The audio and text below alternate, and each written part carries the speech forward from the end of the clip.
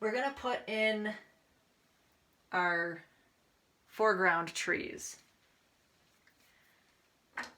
We will need a liner brush and your fan brush for those. Alright, black and blue.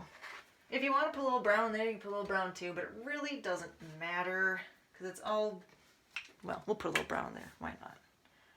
Why not? We got it.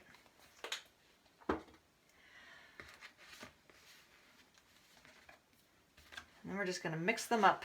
We're just making a nice dark color here. Doesn't even really matter if it's more blue, brown, or black.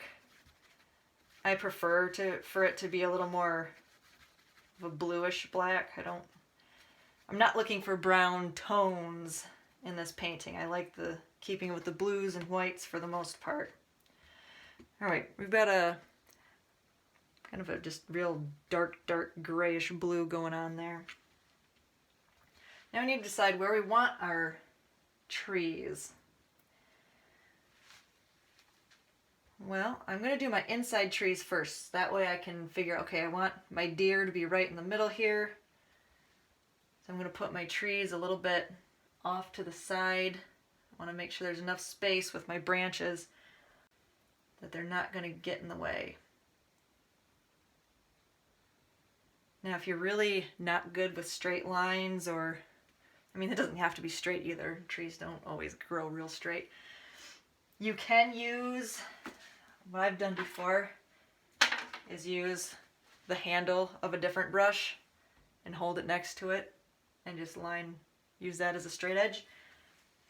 Or you can just freehand and see what you come up with.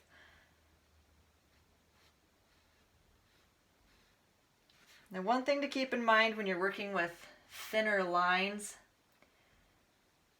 is that watered down paint, runny paint, goes onto the canvas a lot easier than thick paint. So if you're trying to make a nice long thin line and it just isn't going on very well for you and it's taking you forever, you keep having to reload your brush, water it down a little bit. And I literally mean just put a little bit of a drop of water in it. You can do that with acrylic paint. You can mix it with water. Now you don't have to get real detailed with this trunk because, I mean, we're going to have branches going up. It doesn't have to be filled in perfectly. We're just looking for a structure to follow with our branches essentially. And you don't have to worry so much about the base either because we are going to have some little bushes at the base of the trees. So they're going to be hidden anyway. So this is about all that's going to be showing of your trunk. So we'll got one right there. Put a little one right here. How about that? Just a little guy. We don't want all of our trees to be the same height. That's the worst.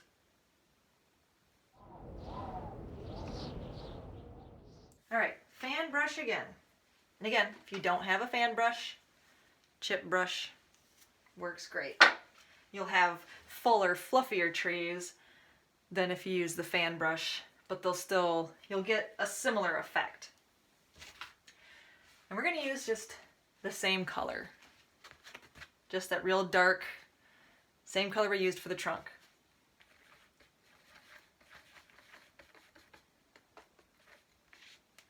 You don't need a ton of it. I mean, you don't want a whole giant glob of it.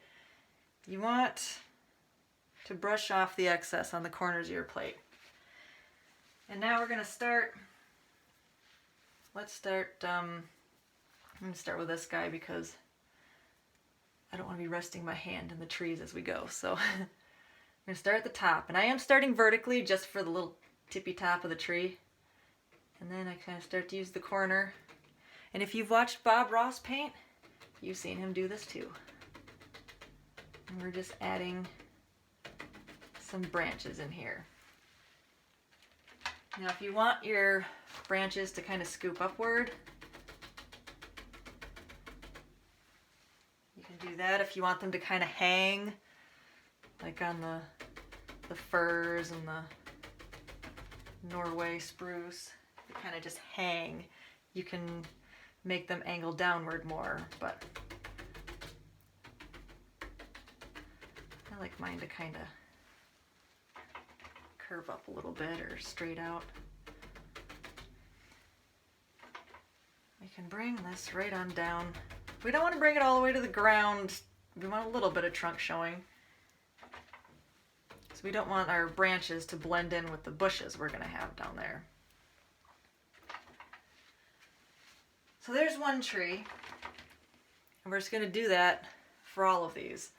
Now, if you find, like I feel like those branches are all rather uniform, you can go and add, make some longer, add little bits here and there, split some.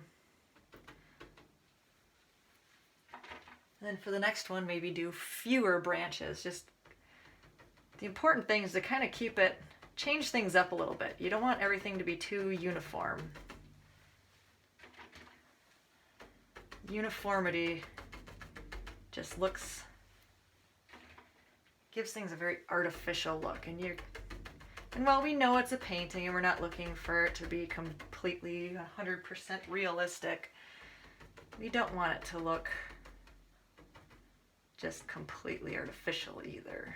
We want that hint of realism, don't we?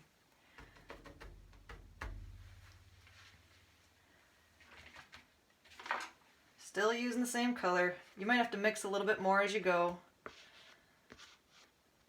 Now when I mix colors, I usually keep some of the base colors off to the side. I don't usually mix all of it all at once. And that's just so, down the road as I'm painting, if I decide I want to add a little more blue or a little more black or something, you can do that without having to get more paint. So look, we've got some basic little trees in there. Now we want to cover up their feet. I want them to have cold feet. I'm just going to put some bushes around the base of these. Nothing fancy. And see, I'm holding the brush horizontal now, not vertical anymore. We're just putting these in. And notice how I'm tapping. I'm not brushing it in. The tapping is what gives it that leafy look, because the bristles, I don't know if you can see what they're doing there. When they've got the paint on them and you push like that, it pushes up each individual bristle and it gives it a nice leafy, bushy look.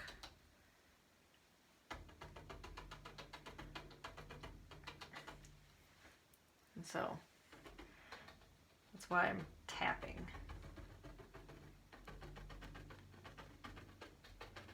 And if you want to tap the excess paint out and kind of blend this and make it lighter as you go, you can, or you can leave it as a dark base. That's fine too. We are going to be adding highlights onto this stuff with little snow tops to it. All right, we're going to put a few big snowflakes in here, and I will leave the design of that up to you. I mean, all snowflakes are different. You can do them any way you want. I like to do I'll do like a big one here, a medium one, just a few here and there. You don't want to like really cover that with a bunch of big giant snowflakes. We just want a few big snowflakes, and then we'll put some white dots of snow. I'm going to water this white down a little bit. All I'm doing is dipping into my rinse bowl with my brush and then carrying the water and mixing it into the white.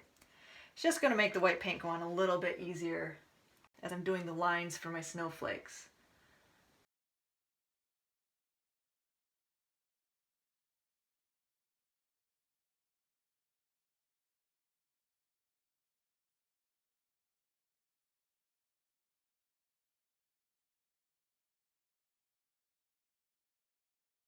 I have glitter paint or glitter glue. That would be a really pretty thing to put in the snowflakes to add a little bit of sparkle to it. We do have a lot of glitter paint in our house, but I don't usually use it on my paintings, but the kids use it a lot. All right, and now we're gonna add we're gonna finger paint. I know you're really excited about that. I already got paint on my fingers anyway. I'm gonna stick my finger in the white paint, dab a little bit of that excess off. Then I'm just gonna pick a few random spots.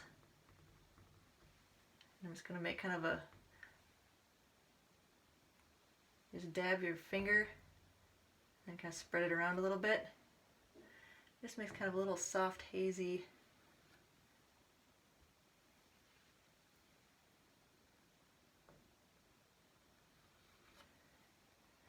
you don't have to make a bunch of them, or you don't have to make them real big. You can just do a little tiny dab and mix it in. And then with your brush, you can put a few little tiny dots here and there. You don't need a lot. We're just making it snow. You can put a few down here too if you want. Just kind of tie that together so you can tell that that's background. Make sure you like and subscribe so that you can continue to paint along with me, because I do plan on having a lot more videos. So thanks.